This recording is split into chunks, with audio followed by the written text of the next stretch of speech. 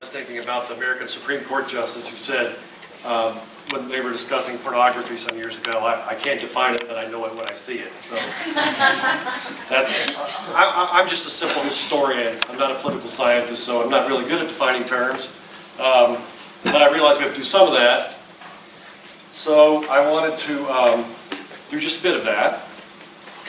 Because those of us in the field, of course, you know, Islamic studies can get a bit esoteric at times, but then within Islamic studies, there's this even more abstruse field called study of eschatology and the Mahdi. And we throw around terms and sometimes forget that everyone may not be familiar with those terms. So I just wanted to make sure everyone's a bit familiar with some of the terms here. Eschatological in general, right? It's from the Greek, and it means having to do with the end of time. And I differentiate that from apocalyptic, which they're almost always used, synonymously for most people. But I differentiate them in that I think that eschatological refers to end-time beliefs that may or may not include belief in the Mahdi, who is the primary. Barron said messianic. I don't want to use the term messianic, but the primary end-time figure for Islam in both Sunni and Shia beliefs, which I'll go into a bit more. Apocalyptic, on the other hand, and I'll come back to Mahdism, apocalyptic, on the other hand, as many of you I'm sure know, really comes from a Christian context. The Greek word apocalypsis, the apocalypse of St. John, the book of Revelation, means unveiling, revelation, revealing something. It does not mean what it has really come to mean in the popular culture throughout the world, thanks to mainly Hollywood, and mushroom clouds and zombies, or a combination thereof. Apocalyptic, I think it's safe to say most people use apocalyptic to mean the final end of the world, and that is not really when someone is working for the Mahdi, someone they believe to be the Mahdi. That's not really what they're doing. So, the Mahdi, again, is the primary end-time figure, in a sense messianic, but not in the same sense as Jesus is in Christian thought, in Islam. And basically, as I have here, Mahdism, I think, I define it as pertaining to beliefs or movements centered around a Muslim leader claiming to be the Mahdi, who will eventually, the belief is, create a global caliphate, assisted by the returned prophet Jesus, by means of both jihad and dawah, the peaceful spread of Islam. So, and I think it's important to note that I think it's safe to say that all movements claiming to have a Mahdi leading them are eschatological, but not all eschatology is Mahdist, and I'll unpack that a bit more. And then another term you may see, related terms, millenarianism, or even the more obscure term, chiliasm, terms from Latin and Greek, again, I think should be kept in a Christian context because they specifically refer to the millennium of the book of Revelation, a 1,000-year period. But that's not really an issue in Islamic thought. The 1,000-year period is really not an issue in Islamic thought. So I try to stick to using eschatology. Now, belief in the Mahdi, when I was working on this, and I should mention, by the way, I did my PhD at Ohio State back in 2001. I finished it finally. But I'm not affiliated with Ohio State, so if this video winds up at Ohio State and someone doesn't like what I'm saying, you're not responsible, okay? So there. Pew data from 2012. And you can see here, it was quite a statistically significant study across many countries, many Muslim populations. And somewhere around 42% of Muslims surveyed in these various countries said that they expect the Mahdi. It's interesting how Pew put the question, do you expect the Mahdi to return in your lifetime? Well, of course, the Mahdi doesn't return if you're Sunni, because he hasn't been here yet. If you're 12 or Shia, he returns, which I'll go into a bit more in a moment. But do you believe the Mahdi will come in your lifetime? A large percentage of Muslims said yes, and almost as large a percentage of Muslims expect Jesus to come back. This, again, I mean, it's one could argue a minority view among the world's 1.6 billion Muslims. but is by no means an extremist or radical or fringe view. I know when I was in graduate school in the 90s, sort of the conventional wisdom was that, well, that Mahdi belief, that's something that the Shia believe in, and really no one else. And, interestingly enough, I actually was taking a class on, by a Sudanese scholar on the African jihads, and started studying Muhammad Ahmad of Sudan, and found out, well, it's not just the 12 or Shia that believe in the Mahdi. So some data to back that up. And just a few other things. There's a great deal of resemblance between Christian and Muslim eschatology, as one might expect. They both deal with judgment, heaven and hell, ultimately.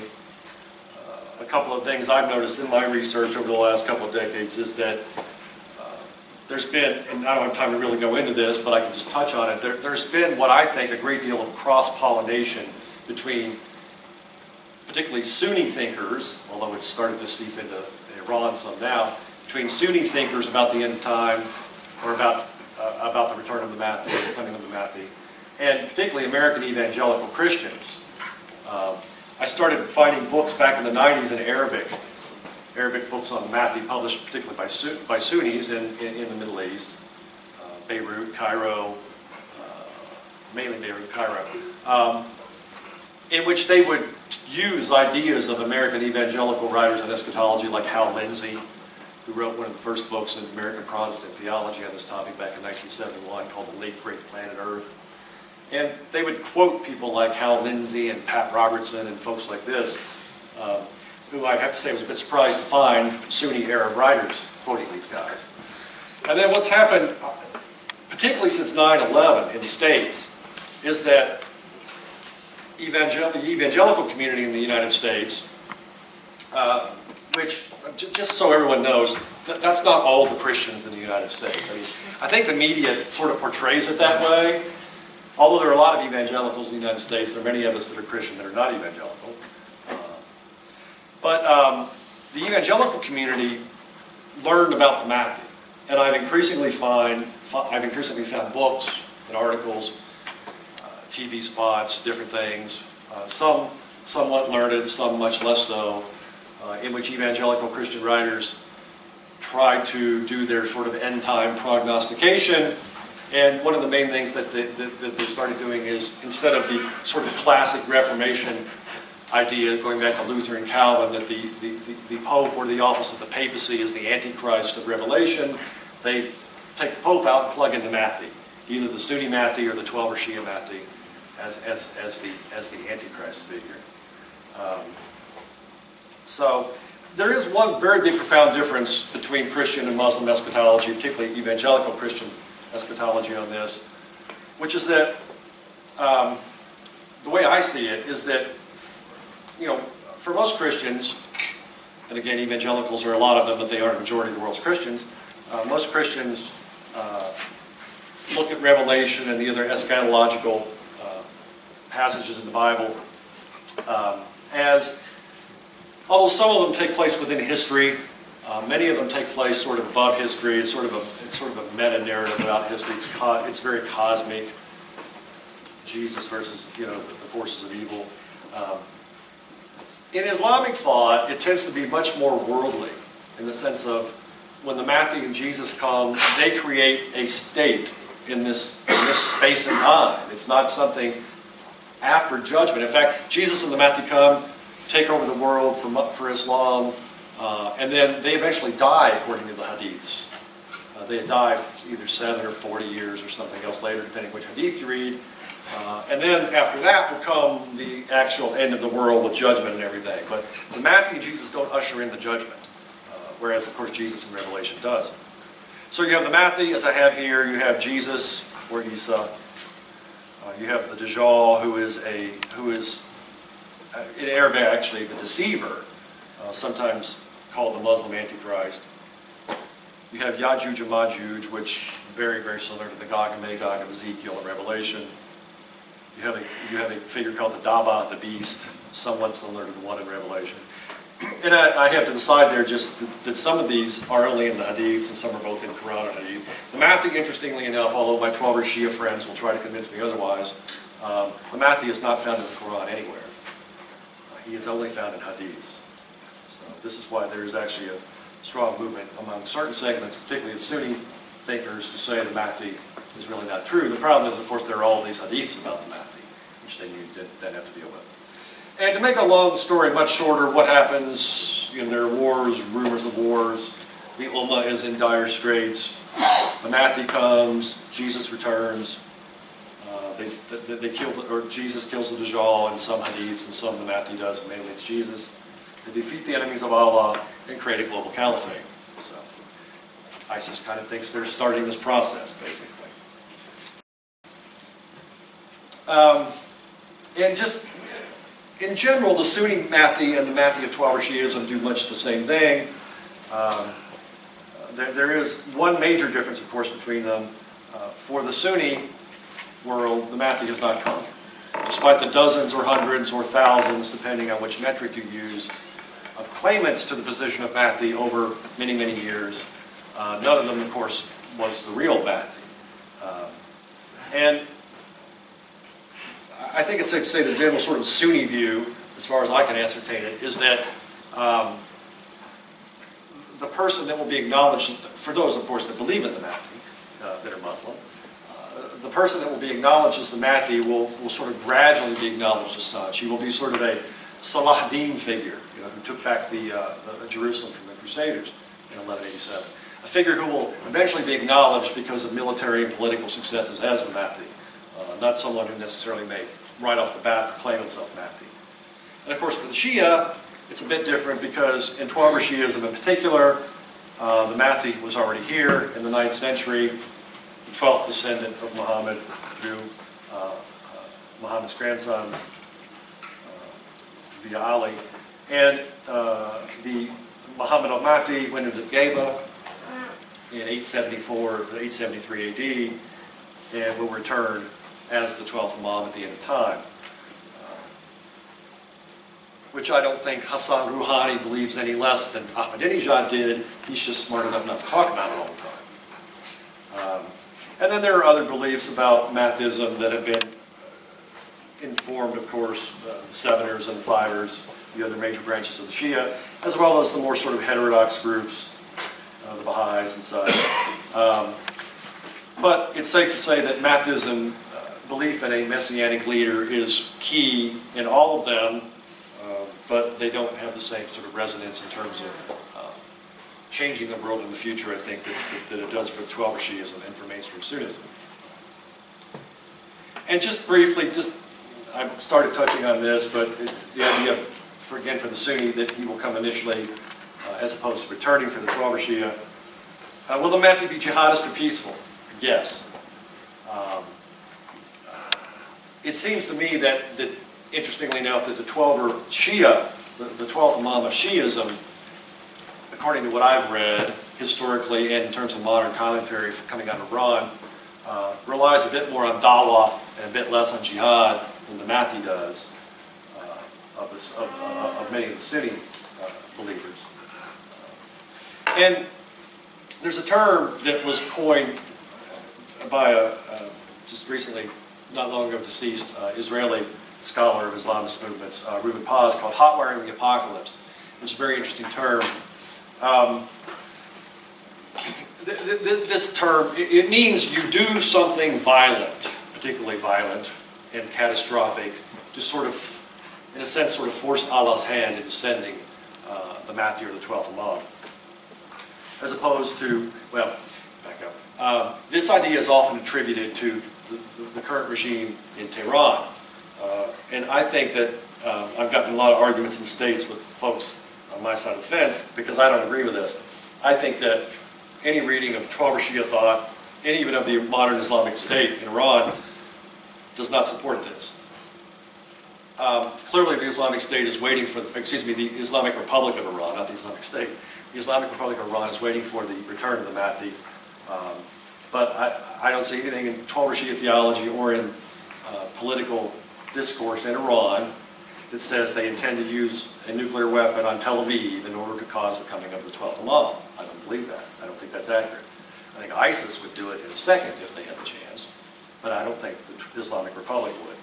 The Islamic Republic tends to be more, the 12 Shia view tends to be more of what I refer to as low-jacking the apocalypse. You can cause the Mahdi to come by being a good Muslim, by doing works of piety, by living as a good 12 Shia, not by nuking anyone or beheading anyone or things like that.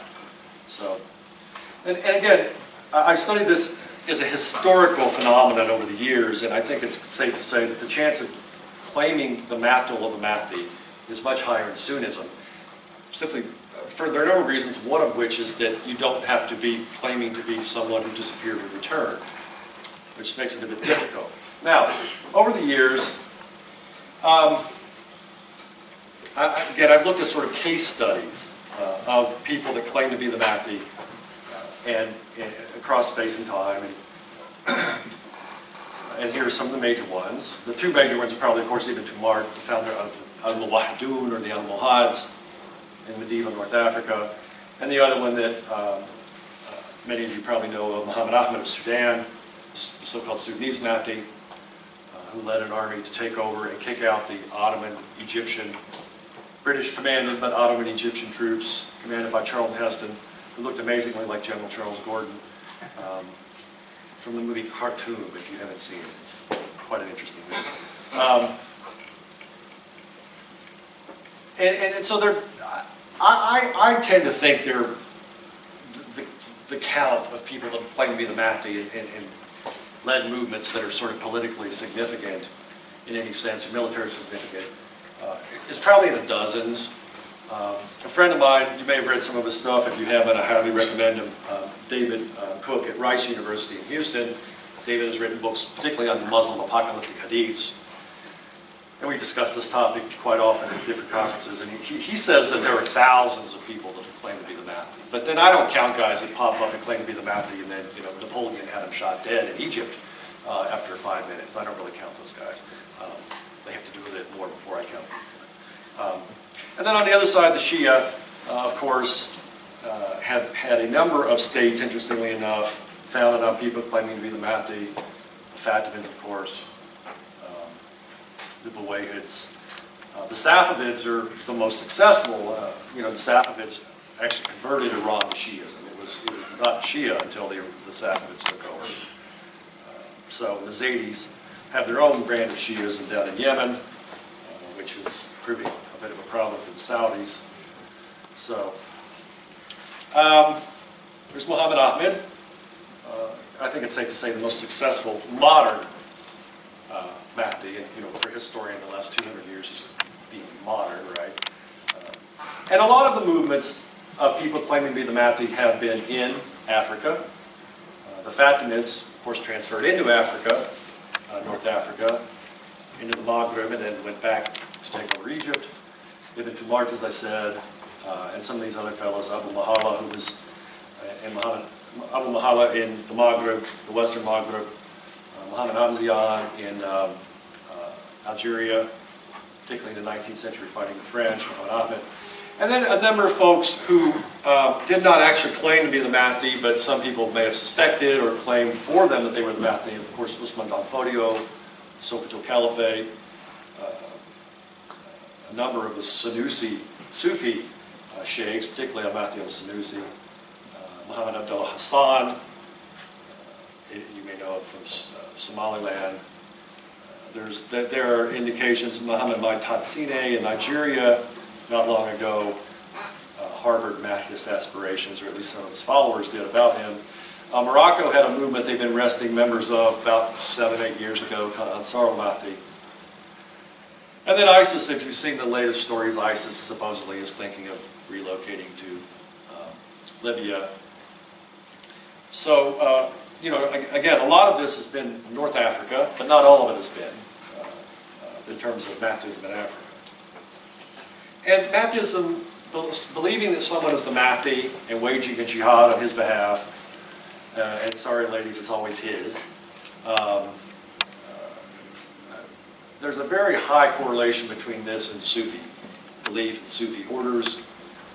And I just have here a lot of the folks that I mentioned earlier that proclaim themselves the Mahdi and the tariqah they belong to, Sufi tariqah. Sufism, if you don't know, Islamic mysticism, generally Sunni, but you can also be 12 or Shia and be Sufi. Yeah, there's still, this is another thing, people tend to think that the Sufis are sort of a dead letter issue, but of course, very prominent in Africa, also very prominent still in many places in South Asia and the Middle East. And not always, what's the phrase I once heard? Sufis are usually peaceful, but that doesn't mean they're pacifists. Some of the most violent jihads in Islamic history have been led by Sufis. And in fact, in a number of places now, as you may know, Sufis are fighting against Salafis. Somalia, one of the groups fighting al-Shabaab was al-Sunni wal-Jama'ah, which is sort of a pan-Sufi group. So why? Just briefly, because I think the mystical grounding of Sufism tends to lend itself to this, particularly the idea that a particular sheikh has barakah, a great deal of charisma, and sometimes when their charisma gets so big, they start thinking of themselves in grander terms. And then, in sort of a more utilitarian fashion, Sufi orders tend to produce, you have sort of a ready-made army if you're willing to try to lead them in the path of jihad. That has been the case. And just a bit on Sufis, this again is Pew data. This is from 2013, I believe. But you see, it's kind of hard to see because it's got so much data on the right, but down at the bottom, it's sub-Saharan Africa. Of course, I think everyone in Senegal is a Sufi, but even outside of Senegal, very high percentages, large minorities of people self-identify as Sufis in many sub-Saharan African countries. So, interesting. This is a picture of the siege of Mecca in 1979. A lot of people know that in 1979 there was an attempt to overthrow the Saudi government led by a chap named Juhayman al-Otaibi. What a lot of people, however, don't know, interestingly enough, is that Juhayman al-Otaibi declared his brother-in-law, Muhammad al-Qahtani, to be the Mahdi. And so this is a Mahdist attempt to overthrow the government of Saudi Arabia right in Mecca.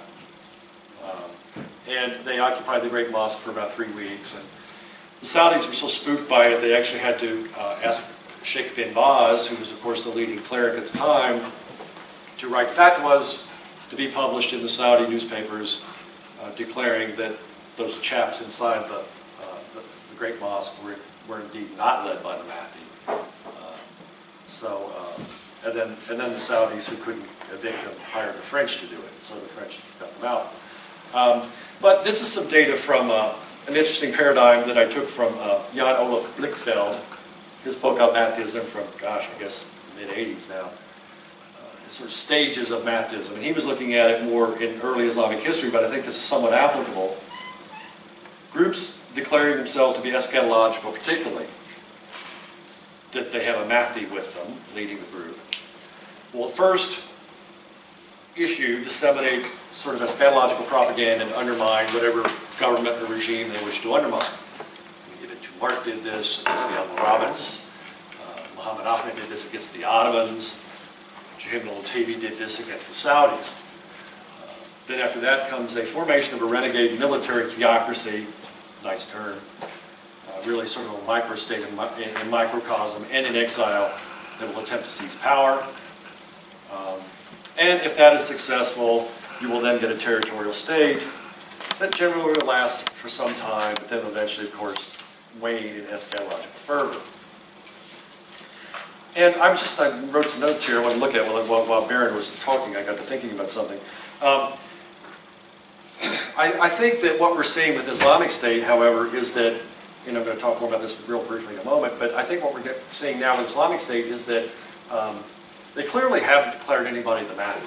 Al-Baghdadi has been declared the caliph, but not the Mahdi.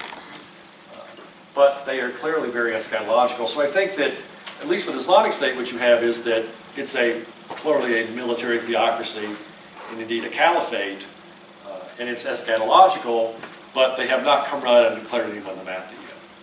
So I think they're sort of leaving that one in abeyance. So, Aaron, I do want to bounce off one thing you said. I think you said that the caliph was the ultimate authority in Islam. The caliph, I would say, is the penultimate authority in Islam, because the Mahdi is the ultimate authority. the caliph is probably the ultimate authority for. The caliph is the ultimate authority in historical tradition, yes. But there is actually an authority above him. And while all Mahdis are caliphs, at least they believe themselves to be, and proclaim themselves to be, not all caliphs are Mahdi. That's clearly the case.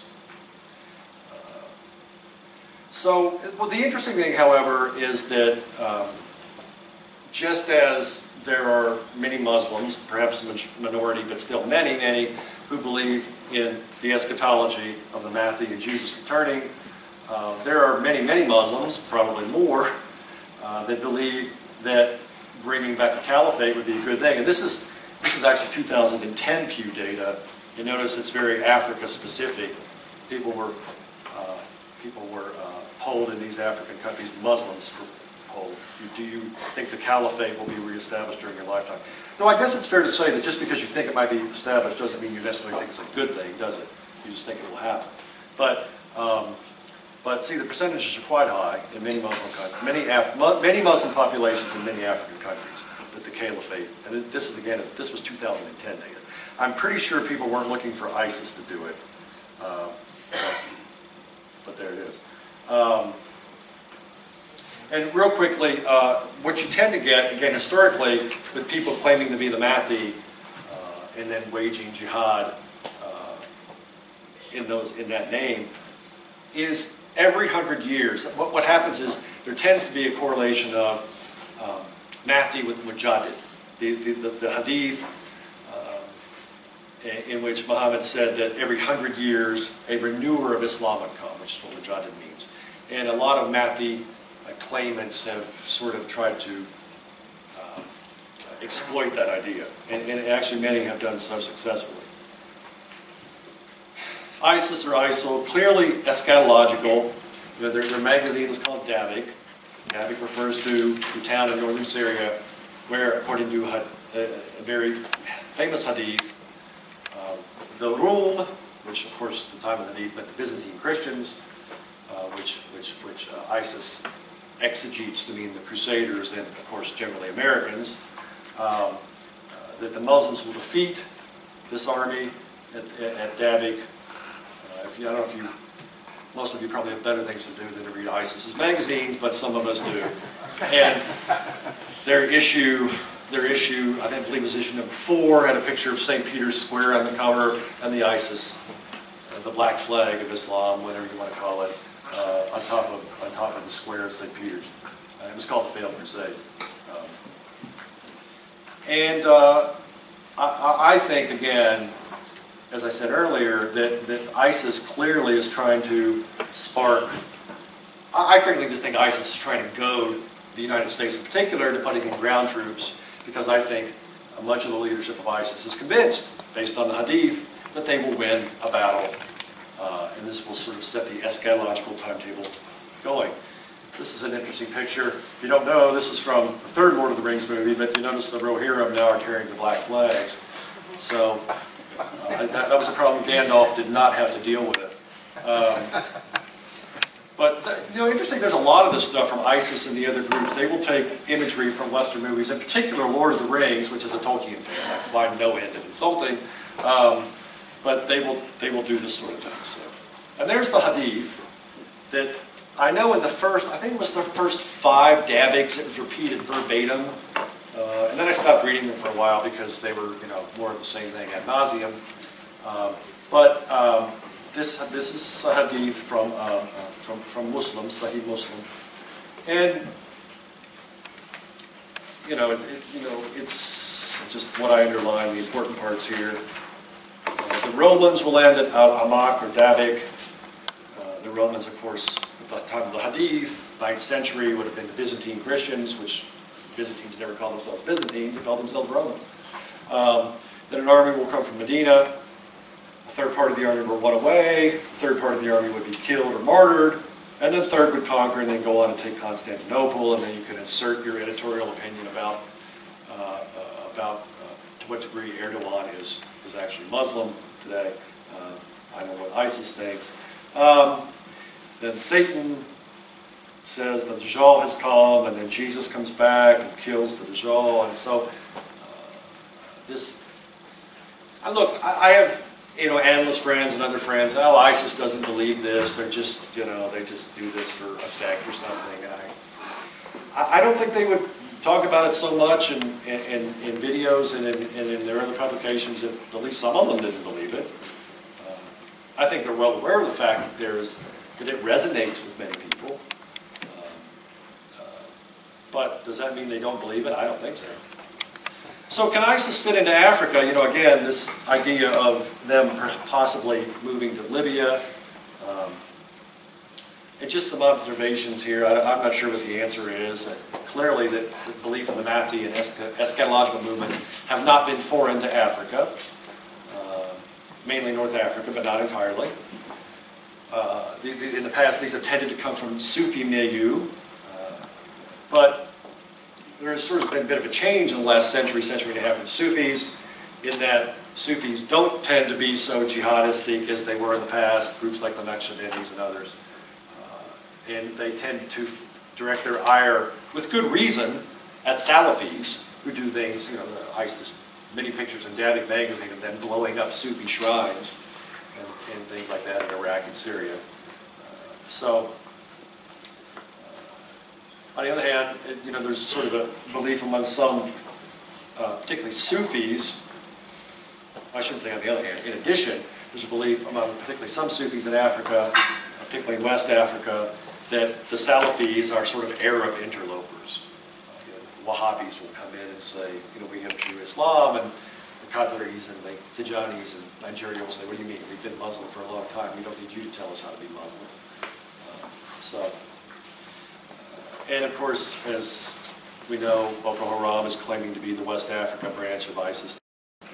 So I don't know, can ISIS really stir the eschatological pot, or is African Islam resistant? I like to think it's the latter.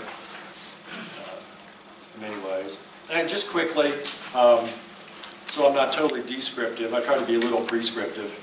And one thing I've done, and this is, I did actually an entire paper on this at a conference in Boston last year on Islamic apocalyptic. How does a Muslim state deal with movements like this? And so I looked at the Ottomans in particular. I'm a big fan of the Ottomans. Istanbul's a nice place. But a lot of people don't know that the Ottomans, besides the obvious, as I said, with Muhammad Ahmad, the Ottomans faced dozens of uprisings within their domains between the 13th and the 19th century of people claiming to be the Mahdi. They were often, again, Sufi-based, and they had to put down these movements quite often. They also, besides fighting the Sunni Mahdists in Sudan, the Ottomans several times invaded and occupied Yemen, and in a sense were fighting against people that believe in the Mahdi, because that was Fiver Shias. So just quickly, a couple of things I saw common elements of Ottoman counterinsurgency. You don't just do number 4, which is the kinetic, the attack of the clone Janissaries. You don't just fight them that way. Of course, you do fight them that way. But you fight an ideological war. And in many ways, of course, it was religious, because the challenge to the state was religious. The challenge was religious and political. If the Mahdi is there, then the Ottoman Caliph cannot be legitimate. You portray them as fitna or bahi, which is rebellion, undermining the pan-Islamic authority of the Ottomans. You mobilize loyal ulama, sheikhs, and Sufis. The Ottomans had Bektashi Sufis as army chaplains. And then you wage, and I couldn't decide which term to use, so I threw them all in there. PSYOPs, information ops, and information warfare, or the new one, beloved of the U.S. military, military information support operations. Now the Ottomans just issued fatwas. They just had the clerics issue fatwas and saying, this guy's not the Mahdi, this guy's not the Mahdi. And then, of course, then sent the army in. So it was a multifaceted approach, shall we say. And just to finish up here, if you don't know Richard Landis, a very wonderful scholar of millenarian movements, in Richard's book, Heaven and Earth, he has different categories of millenarians or eschatologists, apocalyptic movements. So I just kind of tried to categorize some of these, and I'm not sure where to put ISIS. I think ISIS, again, of course, accepting the fact that they haven't openly proclaimed anyone the Mahdi, but they're clearly eschatological, and I think it's safe to say, in a sense, apocalyptic. I think you can sort of subsume them under a number of these categories. They certainly seem to be enraged. I'm not sure. I have latent down here just because they haven't openly proclaimed the Mahdi yet. So their Mahdism is latent, but their eschatology is not. They're opportunistic. I don't know, Baghdadi looks pretty narcissistic to me. He has a better watch than me. So they're clearly totalitarian. So I'm not sure where to put ISIS in this. But let me say, too, again, it's not just ISIS in Iran. I've talked about Iran. And this is from a mural in Tehran that was just put up a few years ago. And those, the Mahdi's leading everyone. See, Jesus is following loyally. I do believe that Zoroaster bringing up the back of the line there. So, you know, you got your prophets in the right order. The ISIS one is a little more, you know, no sword, sword. A little different. But it's not just ISIS in the Islamic Republic. I mean, Jabhat al-Nusra, you know, the al-Qaeda branch in Syria has put out videos in which they have said explicitly they are fighting to prepare the way for the coming of the Mahdi. They've said that. You know, there were some of the guys in al-Qaeda that seemed to think bin Laden was the Mahdi until SEAL Team 6 relieved them of that idea.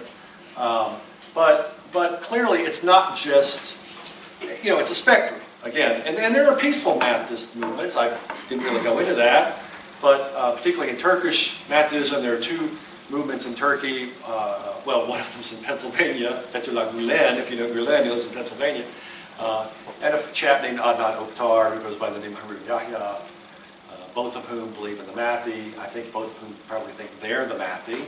But they're very peaceful, and Gulen has pointedly said that the Mahdi will come not with a sword, but with, you know, education and a pen and probably a Kindle. But you know, a Mahdi that doesn't have a sword is much better than one that does. So there's a range. It's not just the global warlord sort of Mahdi. There's belief in peaceful Mahdism, clearly.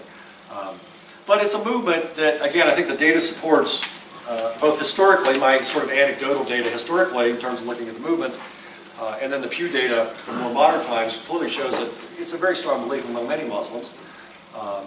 And again, for some of the ones that tend toward extremism, it can be used as a vehicle to wage sort of a super jihad. So, all right, that's all I have, and